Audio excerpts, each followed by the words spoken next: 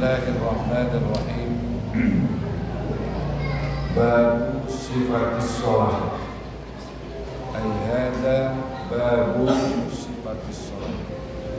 Ini satu bab di dalam menjelaskan sifat sholat atau cara-cara sholat. Jadi makna sifat di sini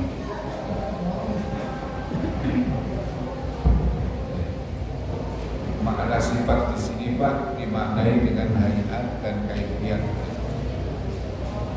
Jadi malam hari ini kita sudah sampai pada bab yang menjelaskan tentang sifatis sholat atau tata cara sholat. Sholat itu secara bahasa artinya adalah doa. Jadi as-sholat lughatan ad-du'a.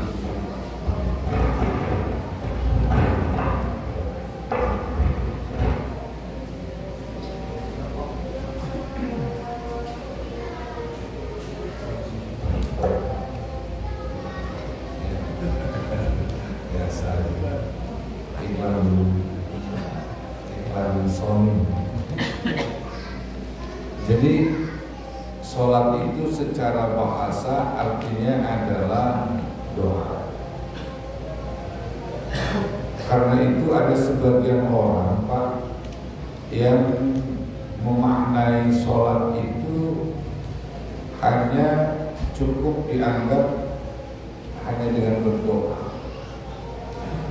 Dan ini kita bisa lihat dari komunitas tertentu yang mereka itu pada saat masuk waktu sholat mereka nggak ke masjid, tapi kemudian kelompok ini mengkonsentrasikan akal pikirannya untuk mengingat Allah, dan dengan mengingat Allah menurut mereka itu sudah sholat.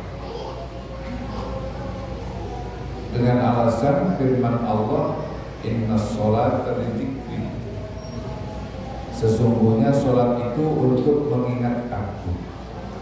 Maka kita melihat ada golongan yang mereka itu tidak melakukan sholat sebagaimana kita, tapi kemudian mereka berkeyakinan dengan niat saja sudah dianggap sholat.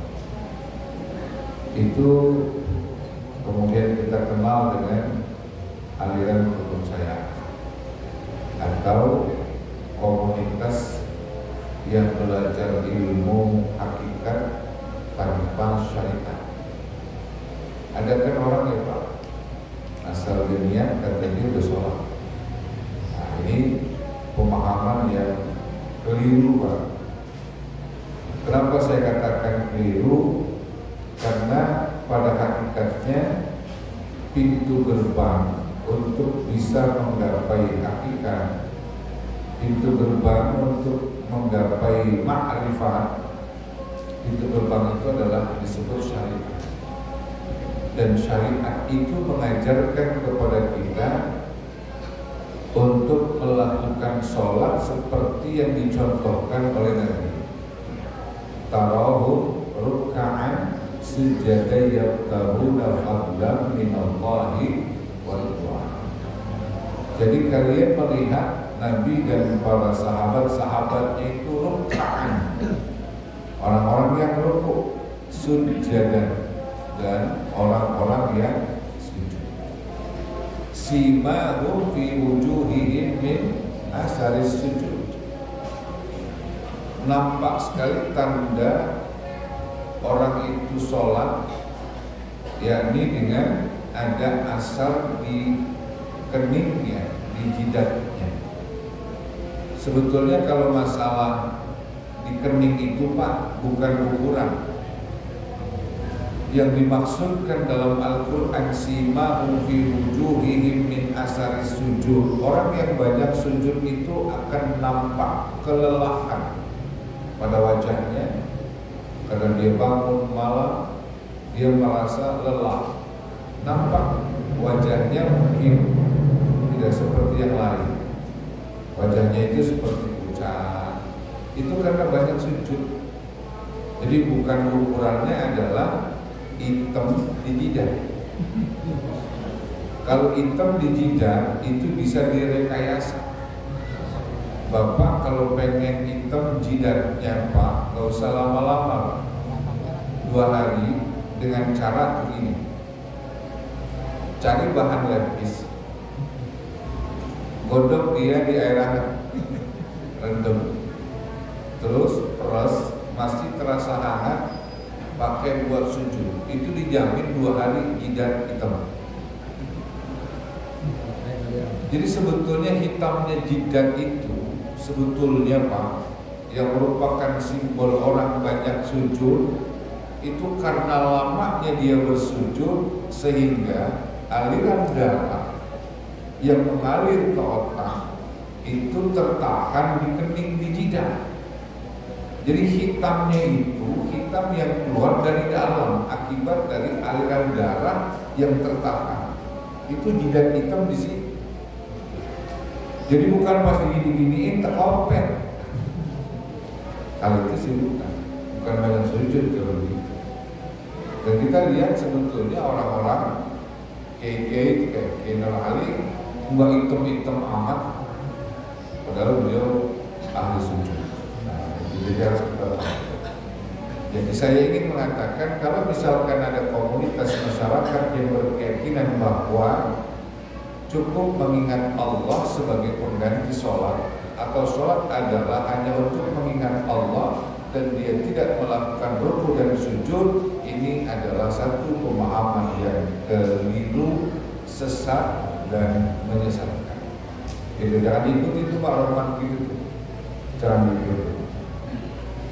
Itu orang malas itu. Orang malas. Dan nanti kita akan membahas di sini sholat dalam pandangan istilah atau terminologi agama.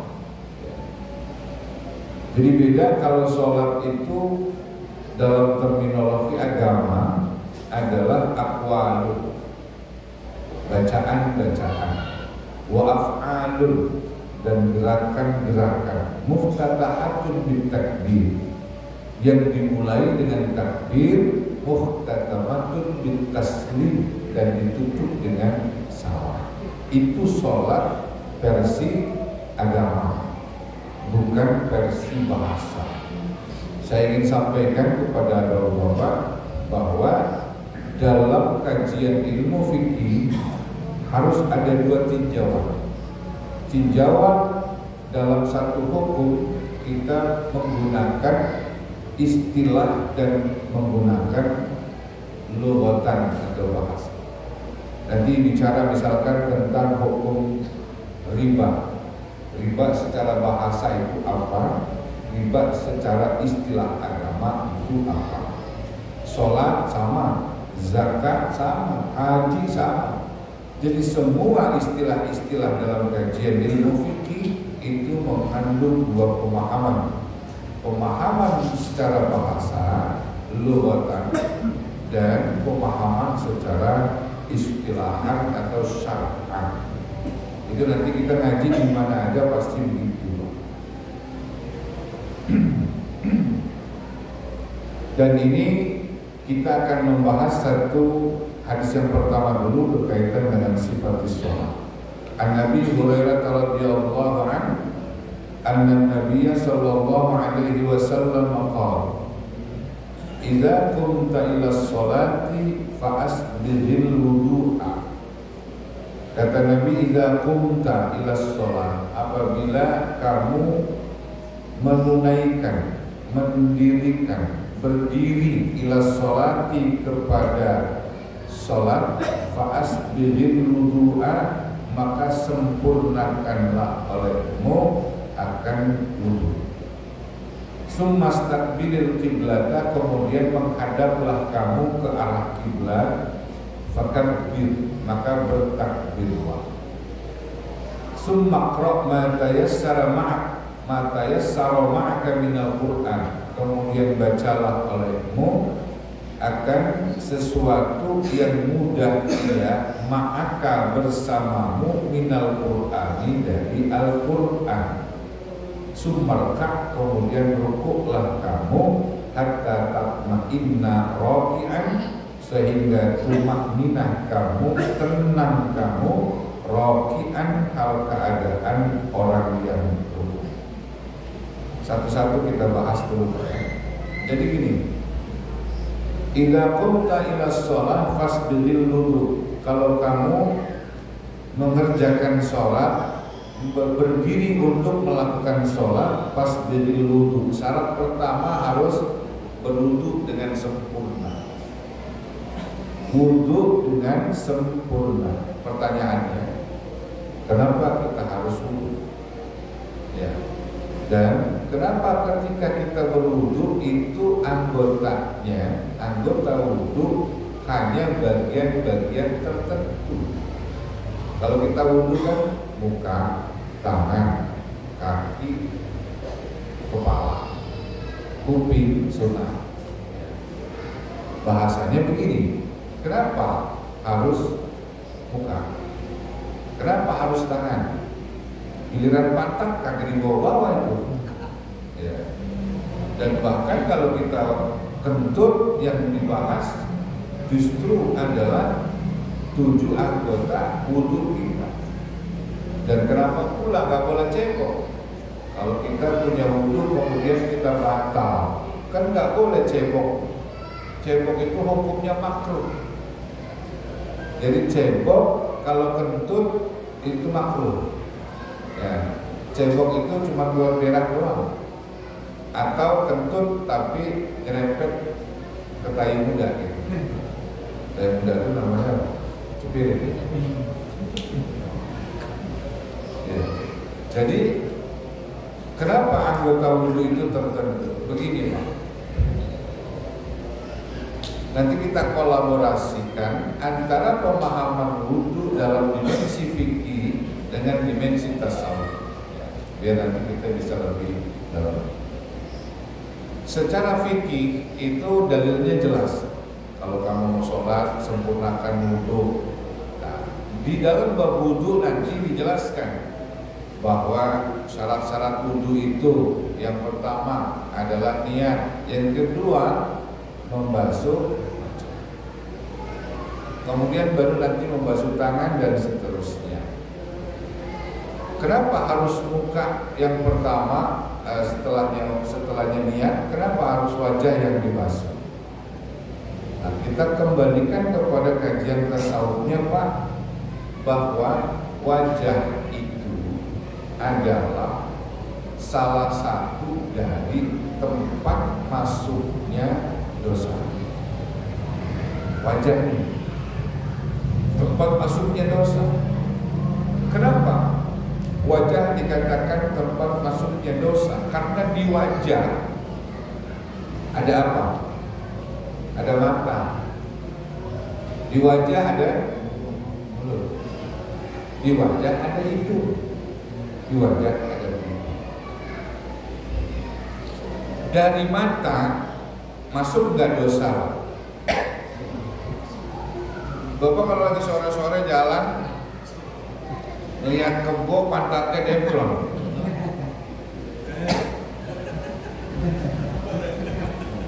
lihat banjir kan, lihat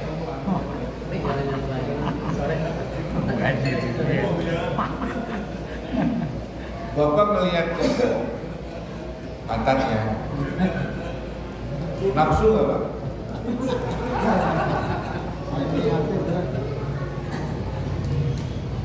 Lihat pantat kebo itu Pak, kalau nafsu dosa. Kalau nafsu ya. Kenapa? Dari situ masuk melalui mata. Dari mata bisa masuk dosa. Kalau kita jalan ke mall itu biasanya berserakan dosa. Sebab orang di mall itu nggak kayak di kampung kita. Kalau di kampung kita pakaiannya rapi, tertutup auratnya, bisa kita menahan, menjaga pandangan kita. Tapi kalau kita di mall, orang rata-rata kebanyakan itu pakai pakaian bahannya pada kurang. Mestinya sampai dengkul, cuma sampai paha. Kelihatan itu paha orang. Kelihatan nggak Pak? Oh, kelihatan dong. Terus Bapak seneng nggak lihat? Oh, jujur amat Pak. Ada banjir tadi.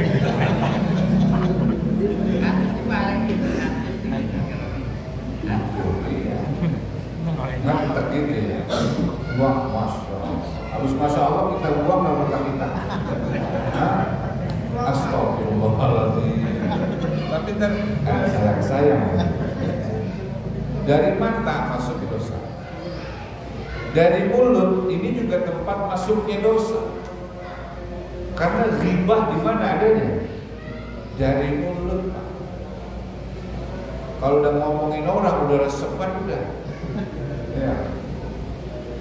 Itu dari mulut. Kemudian orang nyium pakai hidung. Yang dicium pipi juga ada di muka. Makanya ini menjadi tempat masuknya dosa. Karena itu ketika kita mau menghadap Allah harus dibersihin dulu. Air yang dipakai untuk membasuh wajah secara hukum fikih itu air harus 2 bulan atau air suci yang bukan mustahmal, tinjauan fikihnya. Tangan juga kan masuk dosa Pak, karena mencuri dari tangan sampai dengan kaki Pak. Orang melakukan perbuatan maksiat itu wasilahnya kaki. Dan jalan ke sono, jalan ke sini, kemudian dia melakukan perbuatan maksiat. Jadi kesimpulannya anggota wudhu itu adalah merupakan anggota badan manusia yang menjadi tempat masuknya dosa. Karena dia menjadi tempat masuknya dosa, saat kita menghadap Allah harus dibersihkan. Cara membersihkannya dengan berwudu. Cara wudunya menggunakan air. Airnya harus air yang thahir, mutahhir, yang suci, mensucikan. Bukan air mustahmal, apalagi air najis. Secara lahiriah terbersihkan itu wajah kita, tangan kita, dan seluruh anggota wudu kita. Tapi dalam dimensi tasawuf, air yang Bapak pakai itu namanya air muraqabah. Paham Pak? Air muraqabah. Karena itu ada perbedaan pendapat nanti di kalangan para ulama antara ulama dari golongan fikih dengan golongan tasawuf. Kalau golongan fikih, air yang kita sudah pergunakan untuk berwudu itu air hukumnya makruh dikasih minum binatang. Dia tidak dihukumi mubah tapi dihukumi makruh. Kenapa? Karena dia mustahmal. Tapi kalau dalam kajian ilmu tasawuf, air yang sudah dipergunakan untuk berwudu itu air haram hukumnya diberikan minum buat binatang. Kenapa? Karena dalam pandangan ulama tasawuf, air yang sudah dipergunakan untuk membersihkan anggota wudu itu air terlihat sudah kental seperti oli dan itu menyakiti binatang. Dalam kajian ilmu tasawuf. Dan saya bawa dua-duanya nih, ya, supaya kita nggak jadi orang fasik. Fasik itu ngurusin jasad, fasik itu ngurusin badan. Sampai kalau masuk ke persoalan substansial, filosofis, hakiki, sejatinya itu air disebut air muraqabah. Karena air itu menghilangkan dosa-dosa yang sudah melewati anggota tubuh dan itu ada perubahan yang sangat signifikan air itu menjadi kental seperti oleh. Makanya itu nggak boleh sembarangan. Jangan dikasih binatang bekas air wudhu kita. Itu rahasia kenapa anggota wudhu itu ada 7. Kemudian fa'asbihil wudu'a summastakbilil qiblah. Fakabir. Setelahnya berwudu, maka kita diperintahkan untuk menghadap kiblat. Pak, menghadap kiblat itu hanya jihad. Jihad itu maksudnya adalah arah, bukan ainul kiblat, bukan zatnya kiblat. Karena itu kalau kita sholat menghadap ke arah apa? Barat, kulon ya. Kalau kita menghadap ke barat, itu bahasa orang kampung di sini barat. Kalau orang kampung saya kulon, sama. Kita menghadap ke kiblat, kita menghadap ke arah barat, kita menghadap ke kulon, itu menghadap saja, Pak. Kenapa? Karena kita tidak ada kepastian apakah kita menghadap ke sana itu adalah betul-betul zatnya Ka'bah langsung kita hadapin ataukah hanya arahnya saja. Nah, kalau untuk menentukan ainul kiblat, maka ini memang susah bagi kita orang yang berada di luar Mekah. Ini cara menghitungnya, Pak. Kalau kita berada di Masjidil Haram, itu wajib kita menghadap ainul Ka'bah. Zatnya Ka'bah kita harus lihat dan harus kita hadapkan hati kita ke sana. Tapi kalau misalkan kita di luar Ka'bah, di luar Masjidil Haram, seperti kita berada di Mekah. Mekah itu kota. Di Mekah ada Ka'bah. Maka di sini kita tidak lagi mengatakan sholat itu menghadap ainul Ka'bah, tetapi kita sholat itu menghadap arahnya Ka'bah. Bisa jadi kalau orang yang berada di Mekah itu menghadap ke Masjidil Haram saja sudah cukup. Dan kalau kita berada di Indonesia, berarti kita tidak wajib untuk langsung ke zatnya Ka'bah. Yang penting kita berada masuk pada arah Mekah, itu sudah cukup. Gitu. Jadi kalau orang yang ada di Masjidil Haram harus melihat Ka'bah, orang yang ada di luar Masjidil Haram seperti orang Mekah itu menghadap Masjidil Haram. Dan bagi orang yang berada di luar Mekah seperti Indonesia, kita cukup menghadap ke arah Ka'bah. Dalam hal ini menghadap ke arah Mekah itu cukup. Jadi tidak harus ainul kiblat, tapi jihadul kiblat. Paham kan Pak ya? Halo, paham ya? Boleh Pak, kalau Bapak pura-pura paham aja ya. Jadi mau paham ini Pak, gampang. Udah ikut aja udah. Ya.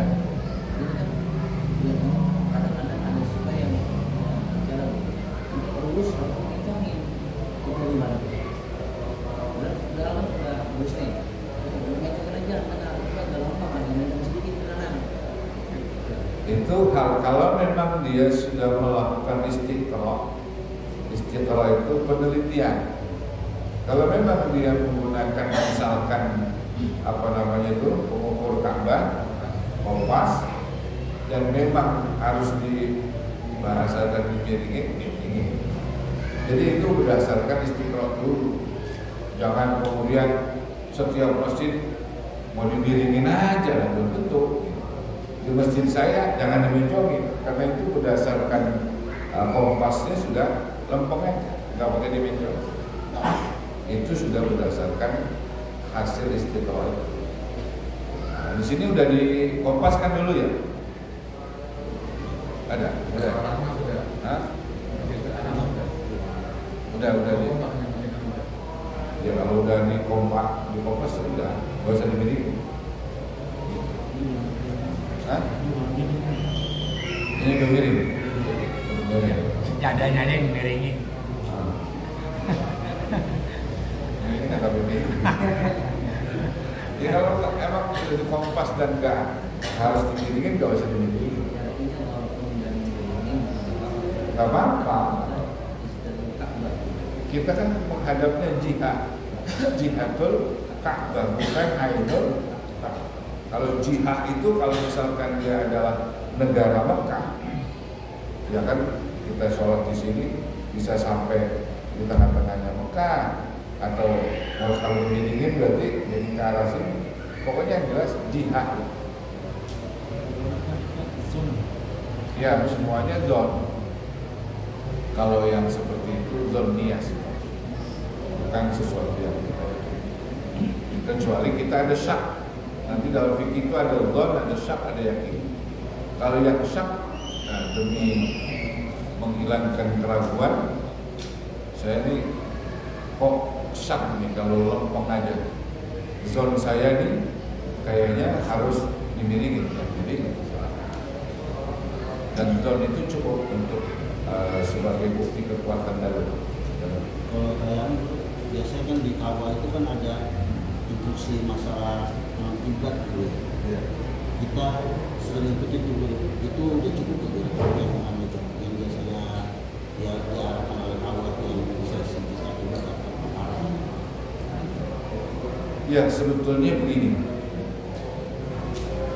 Dulu ketika saya diminta untuk ngompas kiblat itu di salah satu masjid, itu ada perbedaan pendapat. Keputusan dari Majelis Ulama Indonesia dengan seperti Profesor Dr. Syukur Yakub itu ada perbedaan. Kalau beliau yang namanya Profesor Dr. Syukur Yakub, beliau Imam Masjid Istiqlal, itu menyatakan nggak usah pakai ada miring-miring, lempeng aja udah, yang dilihat adalah jihadul qiblah. Tapi kemudian MUI itu menetapkan harus dimiringin sedikit. Kenapa?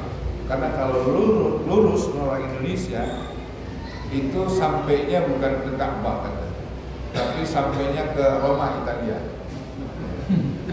Nanti ke Juventus sampai Inter Milan, bukan di Italia. Sehingga MUI lebih berhati-hati. Nah, itu sudah agak miring sih. Nah, keputusan MUI itulah yang kemudian dijadikan pedoman oleh Kementerian Agama. Jadi kalau misalkan itu sudah diputuskan oleh Kementerian Agama, ya ikuti.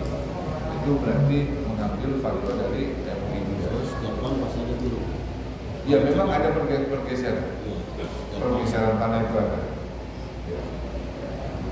Karena itu kalau misalkan ada pergeseran tanah, apakah masjid harus dirombak? Tidak usah. Rubah saja posisi sedadanya sedikit.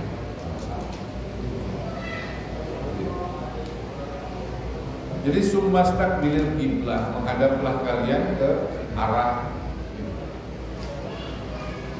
Ini Pak bagi orang yang dalam kondisi normal ya. Tapi kalau misalkan orang itu tidak dalam kondisi normal, dalam arti misalkan orang itu mengalami, kalau bahasa kamu kita eder. Ada 4 orang misalkan naik gunung, kemudian 4 orang ini ada perbedaan. Kata si A, kiblat itu di sini, madhab sini. Kata si B, kiblat itu di sana, madhab kita. Kata si C, kiblat itu di sana. Kata D, kiblat itu di sana. Ini berempat, nggak ada yang sepakat. Bagaimana kalau misalkan dia mau sholat berempat ini? Maka ketika misalkan dia punya keyakinan kiblat ada di sana, kiblat ada di sana, kiblat ada di sana, kiblat ada di sana, silakan sholat sesuai dengan keyakinan. nyari alat pompa sudah nggak ada. Menghadap ke sana, silakan 4 orang dengan 4 penjuru mata angin. Bagaimana hukum sholat? Sah. Walaupun dia madhab sono, nggak masalah, sah.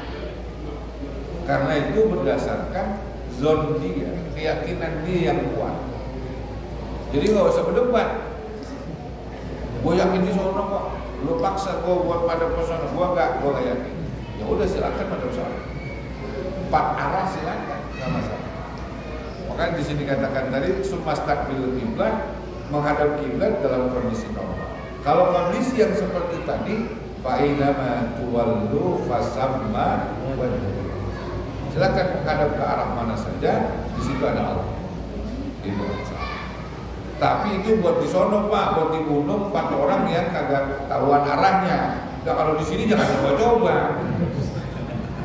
Orang pada sono lagi sembahyang, kata guru boleh pada sono. Sono orang PA dengan tahu. Ya. Sumastaqbil kiblah fakabbir, maka bertakbirlah. Bertakbir itu Pak, saya sampaikan di sini ada aturan secara hukum. Dan aturan itu kalau kita melihat dalam perspektif 4 mazhab itu beda-beda. Dalam tinjauan 4 mazhab. Saya tanya dulu di sini bapak-bapak mazhabnya apa? Syafi'i. Bapak-bapak Syafi'i kan Pak ya? Pak, kenal nggak Pak Imam Syafi'i? Hah? Boleh Pak, kita ziarah besok ke makomnya.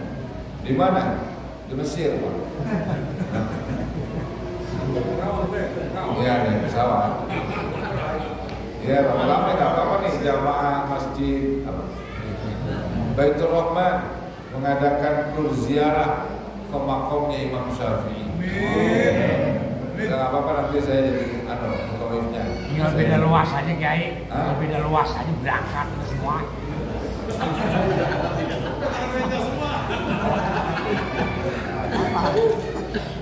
Ya jangan sampai dikorbanin, itu juga beda luas. Jadi Imam Abu Hanifah, Imam Malik, Imam Syafi'i, Imam Ahmad bin Hanbal itu ketika takbir masing-masing ada perbedaan. Imam Abu Hanifah Pak, itu Imam Abu Hanifah itu takbir Allahu Akbar nggak sedakep dia mah. Lepas tangannya. Tapi ini jangan salah paham, orang Syiah juga begitu. Bedanya nanti kalau kita itu di Imam Abu Hanifah, ya takbir Allahu Akbar tidak sama dengan takbirnya orang Syiah. Imam Malik radhiyallahu anhu ini gurunya Imam Syafi'i, muridnya Imam Abu Hanifah. Beda lagi. Imam Malik itu kalau takbir dia nggak kayak kita begini, dia cukup di sini. Allah. Kalau bapak sholat di Madinah atau di Mekah itu rata-rata Allahu Akbarnya begitu. Nggak ada yang begini. Karena memang bukan Syafi'i. Imam Ahmad bin Hanbal cukup di sini. Bedanya lagi, mereka itu meletakkan tangannya bukan di atas pusar di bawah dada, tapi justru meletakkan tangannya itu di dada. Bukan di dada, di tempat jatuhnya gantungan kalung.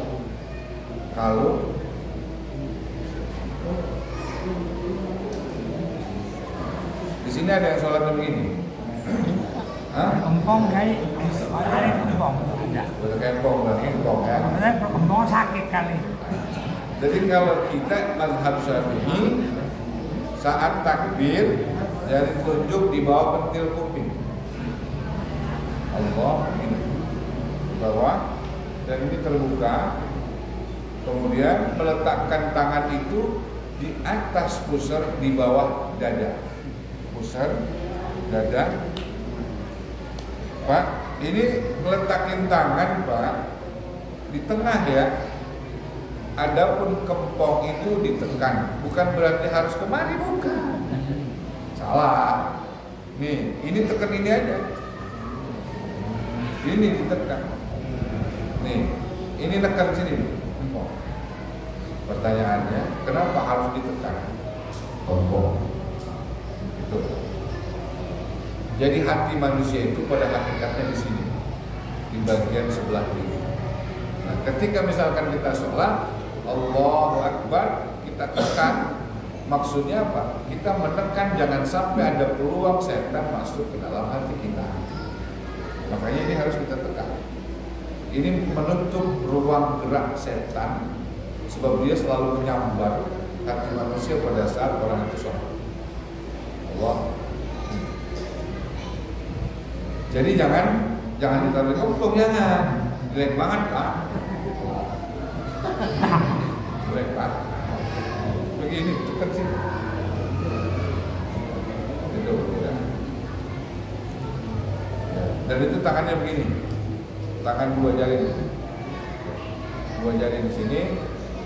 Ini jempol. Tangan begini. Jadi jangan digenggam. Dua. Itu. Meletakkan tangan. Summa qra' ma tayassara ma'aka minal Qur'an. Kemudian bacalah Al-Qur'an yang paling gampang yang kamu bisa. Jadi sembahyang itu begini Pak. Setelah kita baca Fatihah, baca Quran yang kita bisa. Dan saya permaklumkan nih untuk para imam, mohon maaf, harus punya mata setajam mata elang. Artinya seorang imam harus melihat kondisi makmum. Kalau makmum itu adalah orang-orang yang memang dianggap maksuri, itu silahkan. Tapi kalau misalkan makmumnya ghairu maksurin, itu jangan panjang-panjang. Di sini perbedaan maksurin dan ghairu maksurin dulu. Makmum itu ada dua. Ada maksurin, ada ghairu maksurin. Maksurin itu komunitas yang terbatas. Maksurin. Seperti contoh misalkan kiai sama murid-muridnya, itu maksurin namanya. Dan seperti di masjid ini orang kampung sini semua, itu namanya maksurin. Itu tergantung daripada imam. Kira-kira makmumnya ridho, silakan baca yang panjang-panjang. Tapi kalau misalkan bapak jadi imam di masjid agung misalkan, di masjid di mana di situ tempat orang singgah untuk melakukan sholat, seperti masjid di Pemda, situ misalkan Pemkot gitu ya, itu kan orang kagak, bukan orang situ semua, orang yang dari mana-mana istirahat, sholat, pulang. Kalau begitu, imam yang seperti ini dia harus tahu, jangan baca yang panjang-panjang, karena itu orang mau melanjutin aktivitasnya, dia mau berangkat lagi kemana gitu. Jadi imam harus punya mata setajam mata elang. Orang sini kira-kira kalau imam itu bacaannya panjang, resep apa kagak? Kagak. Biar tahu nih imam. Hati kemana-mana Kiai? Hati ngayam hati.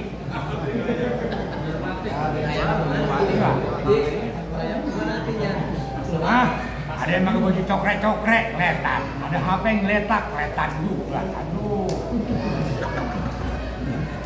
Ya. Jadi jangan panjang-panjang. Emang jangan panjang-panjang. Orang nabi kita juga semuanya. Jadi kalau misalkan kita jadi imam harus punya mata setajam mata elang. Hobi orang ini udah yang sedang-sedang aja. Gak usah pakai baca surah Amma Yatasa'alun. Amma Yatasa'alun panjang ini.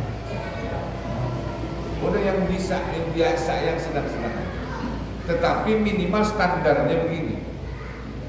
Maghrib surahnya harus pendek-pendek. Ya. Kalau isya yang panjang sama dengan subuh. Kalau yang siang, asar, zuhur yang sedang-sedang aja. Gitu. Kalau malam nih kayak isya minimal itu di atas alam nasro atau di atas al-takasur, di atas gitu. Maghrib di bawah at-takasur. Jangan maghrib bacanya Quran.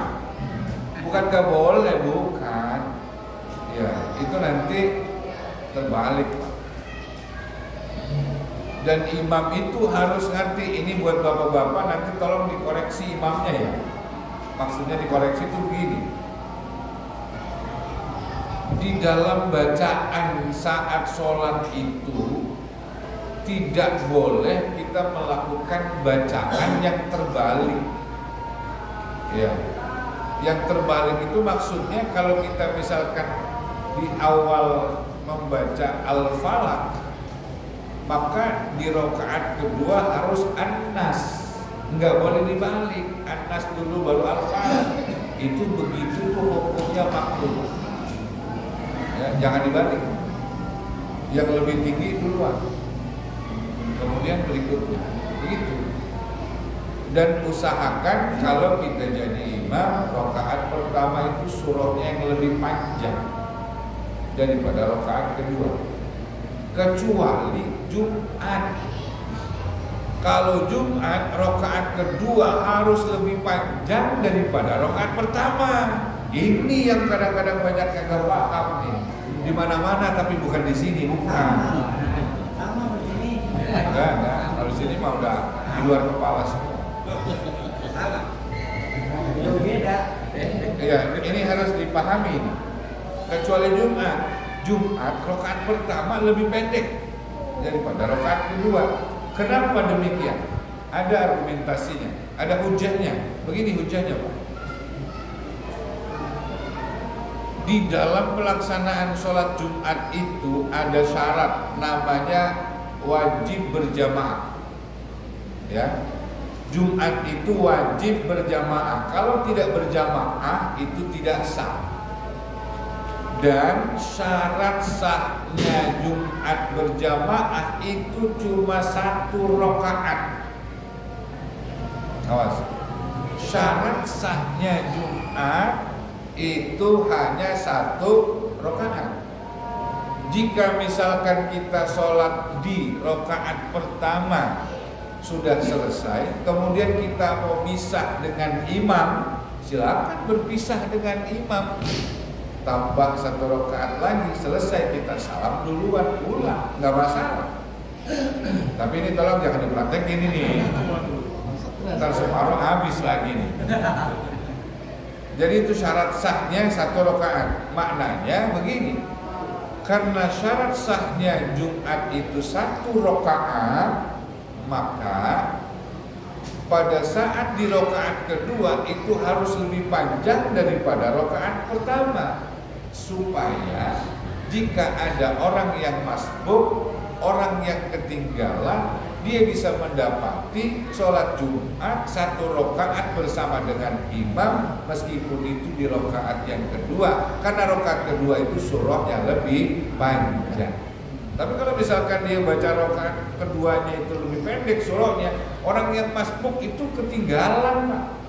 Kalau ketinggalan itu dia bukan Jumat lagi, masuk kategorinya zuhur. Orang yang ketinggalan 2 rakaat pada saat dia melakukan sholat Jumat, contohnya pada saat dia sampai ke masjid, imam udah bangun dari iktidal. Di rakaat kedua nih, imam habis baca surah, imam ruku. Habis imam ruku, sami Allahu liman hamidah, kita baru sampai.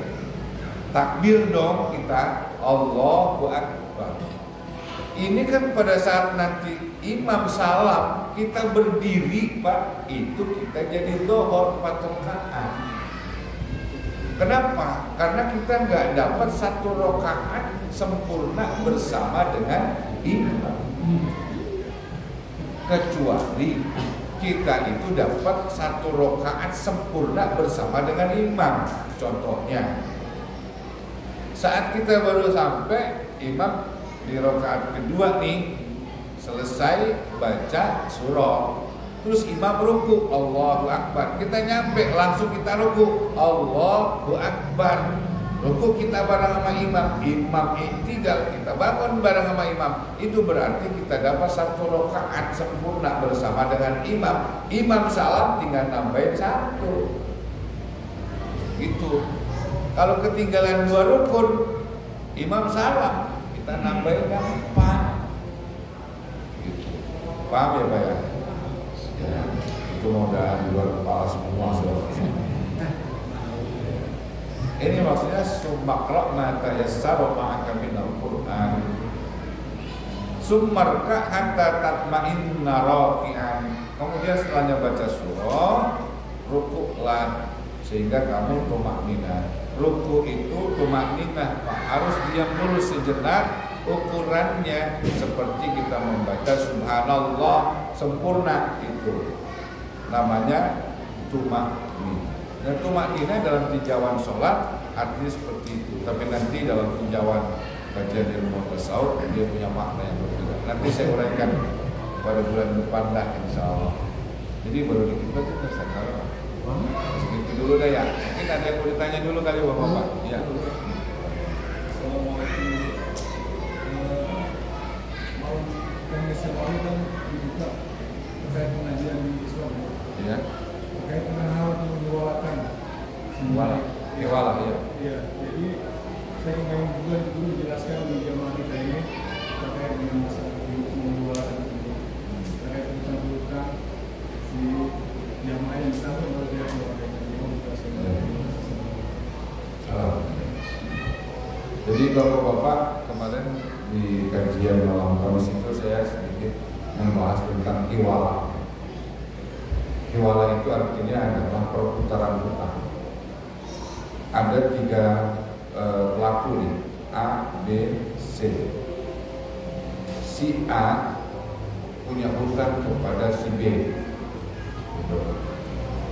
Kemudian si C punya hutang kepada si A.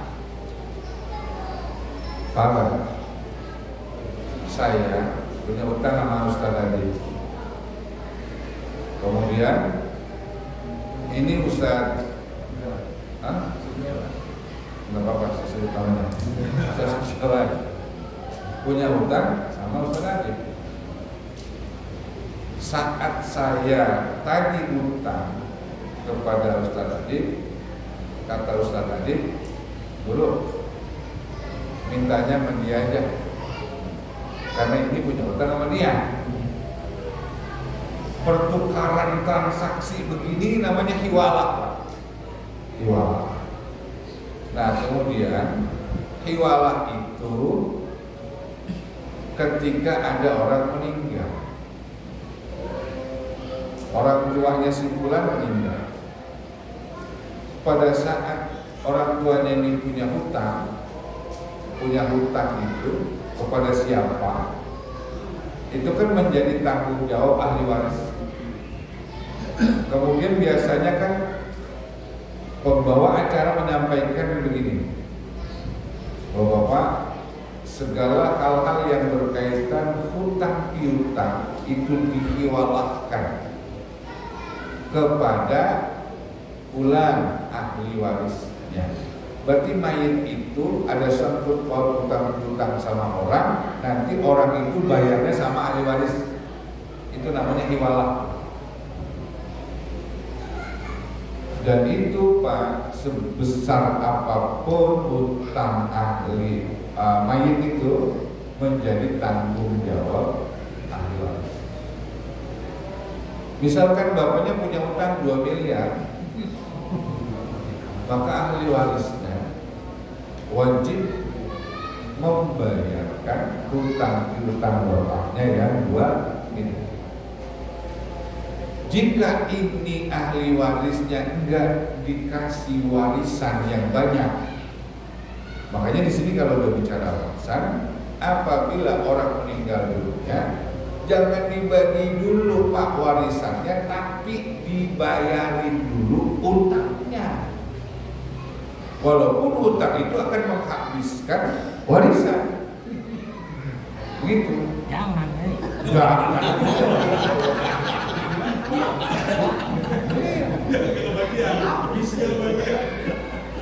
Ya artinya kalau misalkan ini yang mati punya utang 2 miliar, kemudian kan ahli warisnya menerima hiwala, tanggung jawab, maka jangan dibagi dulu warisannya ukuran 2 miliar, cari bandanya itu orang yang meninggal.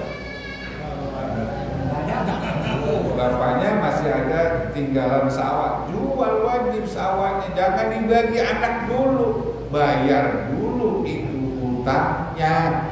Sebab kalau belum dibayar utangnya kan belum boleh, Nabi kagak mau dibayarin. Anak itu biasanya menjadi penanggung jawab utang, walaupun belum dibayar, udah boleh disembayangin karena sudah dihiwalahkan namanya kepada anak. Pertanyaan berikutnya adalah ketika bapaknya punya utang 2 miliar, warisannya kagak ada.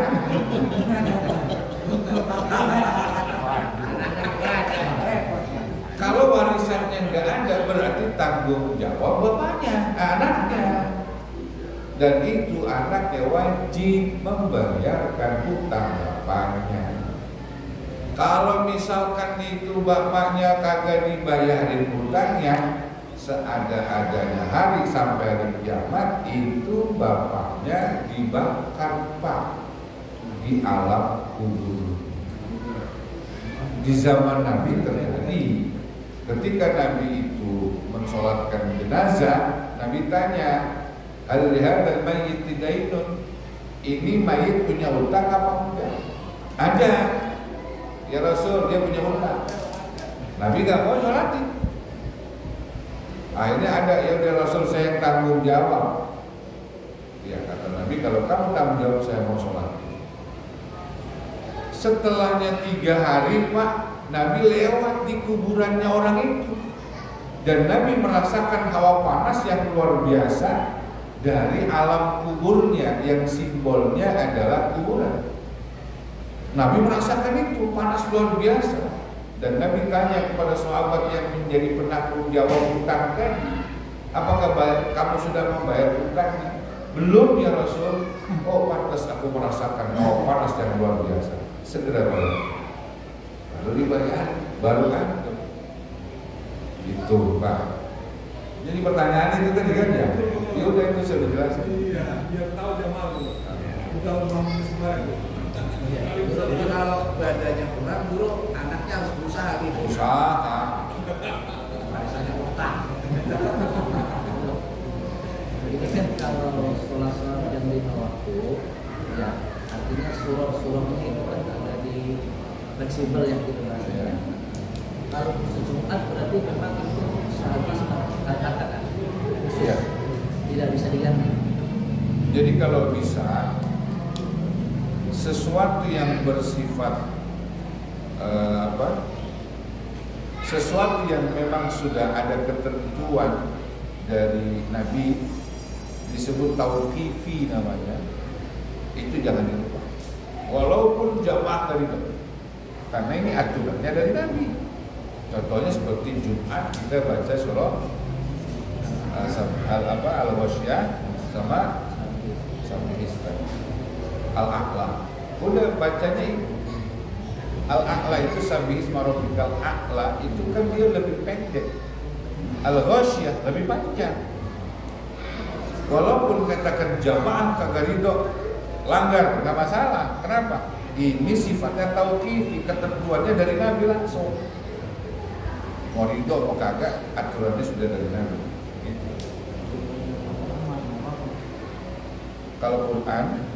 Kalau Quran itu nggak sifatnya tauqifi, khususnya di hari Jumat. Nggak tauqifi, kalau nggak tauqifi di situ harus menghindari fitnah. Maksudnya jangan banyak-banyak bacanya, nanti akan timbul fitnah di jamaah. Gitu. Kalau itu timbul fitnah, orang pada kagak demen, bacaan panjang, nggak masalah, karena ini tauqifi sudah, ketentuannya dari Nabi langsung. Pertanyaan nanti ya. Hah? Mau wadah katanya. Terus yang kedua. Iya, nggak masalah deh. Hah? Nggak apa-apa mau pindah kemana kan nggak salah, terserah. Kan di sini kalau udah sifatnya tauhid, bacaannya panjang, otomatis kan nilai pahalanya lebih besar. Nah kalau dia mau nyari yang rada ringanan, pahalanya ya soal silakan. Iya, ngargasikan berarti karena pahalanya dikit kan berarti. Iya. Maksudnya tidak makmum itu tidak suka dengan imam. Alasannya makmum itu apakah karena lingkungannya fasik atau dibacakannya panjang? Gini, berjamaah itu hukumnya makruh, bukan sunnah. Jika diimami oleh orang yang fasik, dan fasik itu penyebab jamaah kurang suka, kurang ridho sama dia.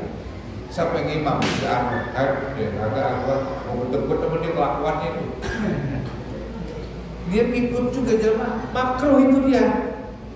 Ngikutin imam yang dibenci oleh jamaah. Makruh loh, nggak sunnah. Jadi bukan karena bacaan panjangnya, tapi karena kefasikannya. Itu nanti hubungan antara imam dan makmum dari sisi keabsahan. Gitu.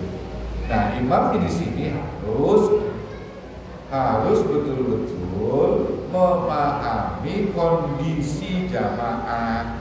Gitu.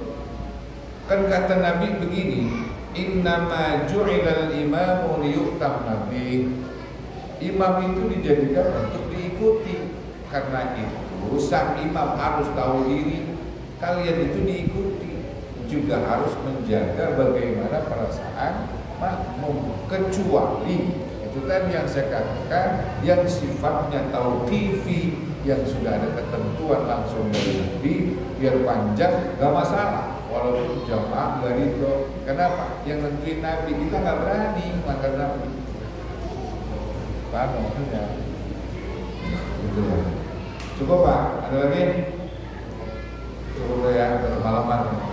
Kalau malaman kebanyakan terpulang pada gumoh. Dan sudah tidur, insyaallah kita sambung lagi nanti pada pertemuan yang akan datang.